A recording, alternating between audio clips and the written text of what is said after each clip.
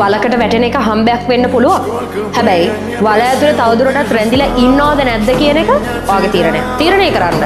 වලේ ඉන්නවද මොකක් හරි විදිහක් අරගෙන වලෙන් ගොඩ එනවද කියලා. ජීවිතේ හැමදාම ඔයාට තනිතලාවල් හම්බෙන්නේ නැහැ. ජීවිතේ ඇවිදන් යනකොට කවදාවත් හිතුවයක් නැති තනිතලාවල් වල මහා විශාල වලවල් තියෙන්න පුළුවන්. ජීවිතේ එහෙම තමයි. වැටෙන වලේ ජීවිත කාලේ හැමදාම වැටලා ඉන්න තීරණය කරොත් එදාට ඔයා පරාදයි. හැබැයි වලෙන් ගොඩ එන විදිහක් කොයි වෙලේ හරි ගොඩ එන විදිහක් හිතන්න තීරණය කරගත්තු පළවෙනි තප්පරේ දිනන්න ඕනේ පළවෙනි අඩිය ඔයා තියලා ඉවරයි. මතක තියාගන්න. වලට වැටෙන එක නෙමෙයි ප්‍රශ්නේ. වලෙන් ගොඩ එන එක ගැන නොහිතන එකයි ප්‍රශ්නේ. වලට වැටිච්ච පළවෙනි තප්පරේ වලෙන් ගොඩ එන්න ඕනේ කියලා ලෝකේ කවදාවත් කොහෙවත් තියරියක් නැහැ. ඔයාට වල ඇතුලේ ඉන්න යම් මොහොතක් යම් කාල සීමාවක් තියෙන්න පුළුවන්. ඒක මනුස්සයාගේ මනුස්සයාට වෙනස් ඈ. එතකොට ඒ කාල සීමාව තුළ රැඳිලා හිටියට ප්‍රශ්නයක් නැහැ. හැබැයි වලෙන් එළියට එන්න ඕනේ කියන බලාපොරොත්තුව නැත්තම් වලෙන් එළියට එන්න ඕනේ කියලා උත්සාහයක් දරන්නේ නැත්තම් එතනයි ඔයාට වරදින තැන. එතනයි ඔයා වරද්ද ගන්න. එතනයි ඔයා පරදින තැන. එතකන් ඔයා පෙරදිලා නැහැ.